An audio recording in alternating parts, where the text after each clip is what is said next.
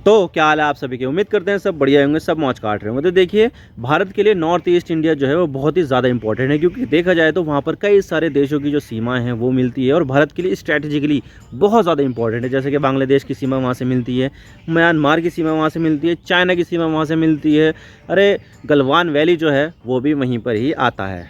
लेकिन यहाँ पर नॉर्थ ईस्ट का एक बहुत ही ज़्यादा इंपॉर्टेंट राज्य मणिपुर में आजकल बहुत ज़्यादा वॉयलेंस देखने को मिल रहा है और 50 से भी ज़्यादा लोगों की यहाँ पर मौत हो चुकी है।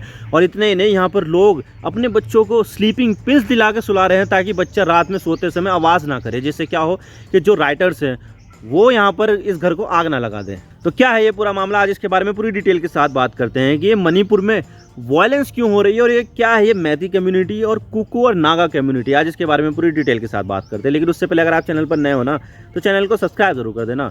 वीडियो चाहे लाइक करो या डिसलाइक करो, लेकिन चैनल को सब्सक्राइब जरूर कर देना। तो चलिए वीडियो का आगाज़ करते हैं।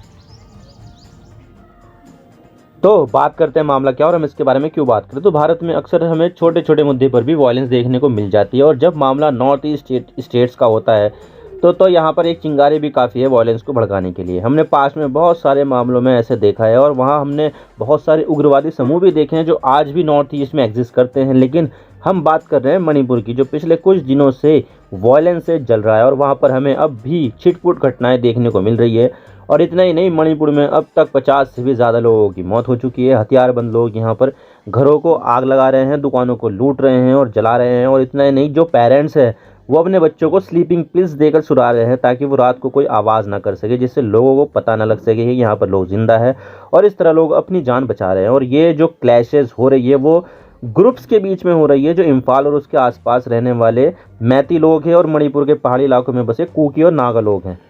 और अब तक ये बताया जा रहा है कि यहाँ पर जो मौतें हुई हैं मणिपुर के पूरे वॉयलेंस में वो 54 मौतें हो चुकी हैं। जो ज़्यादातर जो आपको मिलेगा वो चूड़ा चांदपुर जो डिस्ट्रिक्ट है वहाँ पर मिलेगा। आप देख सकते हैं 6 मई का आर्टिकल है ये। और यहाँ पर अभी भी वॉयलेंस चल रही है, तो ये जो आंकड़ा है ना 54 मौतों का, वो आगे बढ़ भी सकता है। और इतना ही नहीं, सेंट्रल गवर्नमेंट ने यहाँ पर सेक्शन 355 इम्पोज कर दिया है। मैं आपको बता दूं कि ये प्रेसिडेंट रूल नहीं है।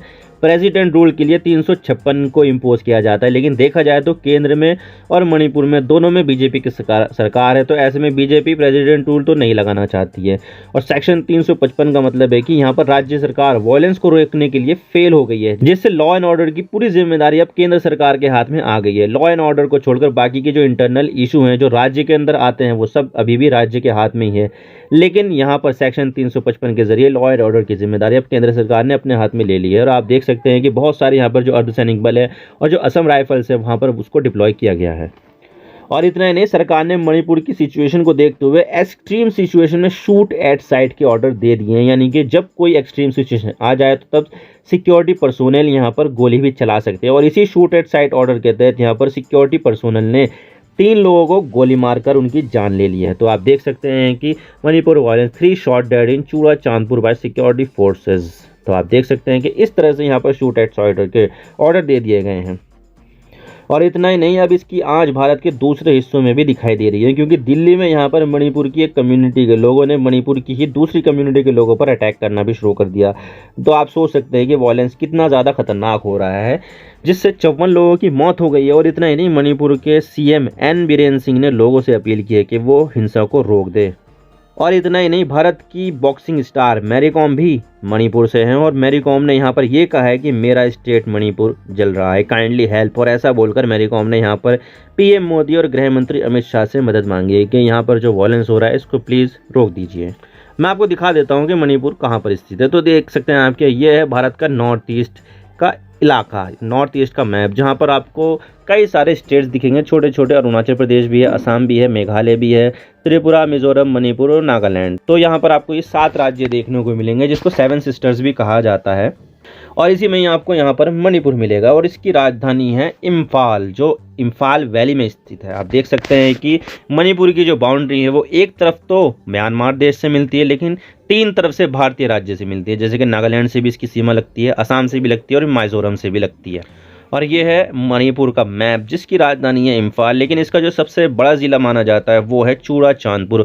और इस चूड़ा चांदपुर ज़िले में ही सबसे ज़्यादा वॉयलेंस हमें देखने को मिली है। लेकिन सवाल ये आता है कि ये जो वॉयलेंस हो रही है उसके पीछे का कारण क्या है, किस वजह से यहाँ पर वॉयलेंस हो रही है। तो देखिए यहाँ पर जो फाइट है वो 3 कम्युनिटी के बीच है, और जो कम्युनिटी सबसे बड़ी कम्युनिटी है वो है मैती कम्युनिटी। और ये कम्युनिटी मणिपुर की राजधानी इम्फाल और आसपास के 4 जिलों में ज़्यादा डोमिनेंट है। मैं आपको बता दूं कि मणिपुर में 16 ज़िले हैं, लेकिन जिसमें से 4 ज़िलों में आपको ये मैती लोग ज़्यादा मिलेंगे, जो आसपास है, इम्फाल के आसपास जो ज़िले हैं उसमें। और मैती कम्युनिटी को ही कॉमनली मणिपुरी माना जाता है कि कोई मैती कम्युनिटी से है तो उसको पहचान मणिपुरी से ही होगी। और 2011 की सेंसस के हिसाब से मणिपुर की जो टोटल पॉपुलेशन है उसका 54% मैती लोग हैं। स्क्रीनशॉट में 64.6% लिखा है, लेकिन इसमें टाइपो मिस्टेक है।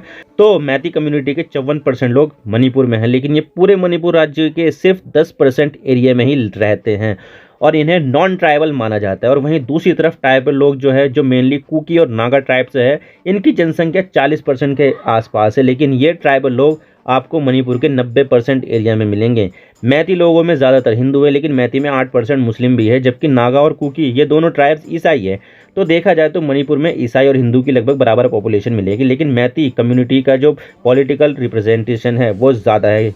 और क्योंकि स्टेट असेंबली की 60 सीटों में से 40 पर मैती कम्युनिटी के लोगों का ही कब्जा है, लेकिन यहाँ पर मैती कम्युनिटी के लोग ये डिमांड कर रहे हैं कि हमें ST यानी कि शेड्यूल्ड ट्राइब का दर्जा दे दिया जाए, जबकि राज्य सरकार उन्हें ST का दर्जा नहीं देती है।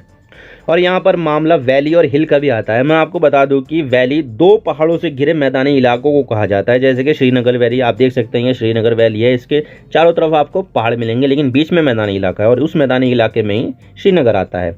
इसके आसपास आपको पीर पंजाल और ग्रेट हिमालयन रेंज देखने को मिलेगी। तो ये श्रीनगर वैली हो गई। और इसी तरह से देहरादून आता है। ये दून वैली में बसा हुआ शहर है, जिसके आसपास आपको शिवालिक पर्वत मिलेंगे, लेकिन देहरादून शहर इन पहाड़ों के बीच में जो मैदान है उसमें स्थित है। तो ये हो गई दून वैली। ठीक इसी तरह से मणिपुर की इम्फाल वैली आती है। इम्फाल भी वैली में ही आता है, लेकिन ये पूरा इलाका मणिपुर का सिर्फ 10% है, लेकिन इसी इलाके में 54% मैती कम्युनिटी के लोग रहते हैं, लेकिन इन्हें ST का दर्जा हासिल नहीं है, जिससे इनके जो कुछ राइट्स हैं वो इनको नहीं मिले हुए हैं। जैसे कि ये मैती कम्युनिटी के लोग पहाड़ों में कोई ज़मीन नहीं खरीद सकते हैं, जबकि पहाड़ों का जो एरिया है वो पूरे स्टेट का 90% है, और इसी 90% इलाके में ही कुकी और नागा ट्राइब के लोग रहते हैं, क्योंकि इन्हें ST का दर्जा मिला हुआ है। लेकिन अगर ये जो कुकी और नागा लोग हैं, ये चाहे तो वैली में जाकर भी रह सकते हैं और पहाड़ों में जाकर भी रह सकते हैं, ये इनके पास अधिकार है। जबकि मैती के जो लोग हैं वो सिर्फ वैली में ही रह सकते हैं, लेकिन पहाड़ों पर नहीं रह सकते, उनको ज़मीन ही नहीं मिलेगी, उनको ऐसा करने की इजाज़त ही नहीं है, क्योंकि इनको ST का दर्जा नहीं मिला हुआ है। तो इस चीज़ को देखते हुए मैती का ये मानना है कि हमारे पास सिर्फ 10% ही ज़मीन है, लेकिन उस 10% ज़मीन पर भी ट्राइबल लोग आकर रह रहे हैं, जबकि हम पहाड़ों पर नहीं रह सकते हैं, जबकि हमारी जो जनसंख्या है वो ज़्यादा है, यानी कि जनसंख्या के प्रोपोर्शन में हमारे पास ज़मीन कम है, जबकि जो सामने वाली कम्युनिटी है उसके पास जनसंख्या के प्रोपोर्शन में ज़मीन ज़्यादा है। और इसी चीज़ को देखते हुए यहाँ पर मैती कम्युनिटी के लोग मणिपुर हाईकोर्ट चले गए कि भाई हमें ST का दर्जा दे दो। और मैती लोगों को हाईकोर्ट में रिप्रेजेंट कर रही मैती ट्राइबल यूनियन ने यहाँ पर यह कहा है कि 1949 से पहले मणिपुर एक प्रिंसली स्टेट हुआ करती थी, और मैती कम्युनिटी भारत में मर्ज होने से पहले मैती लोगों को ट्राइबल का दर्जा मिला हुआ था। लेकिन जब भारत में मर्ज हुआ मणिपुर 1949 में, तो मर्ज होने के बाद जो मैती कम्युनिटी लोग हैं उनको ST का दर्जा जो मिला हुआ था वो चला गया। और उन्होंने ये कहा है कि ST के दर्जे से जॉब, एजुकेशन और टैक्स रिलीफ के अलावा भी बहुत सारे मैती को फ़ायदे हैं, जैसे कि कम्युनिटी को प्रिजर्व करना, अपने पूर्वजों की जो भूमि है उसको बचाना, ट्रेडिशन को बचाना, कल्चर और लैंग्वेज को बचाना। तो मैती ने यहाँ पर यह दलील दी है हाईकोर्ट में।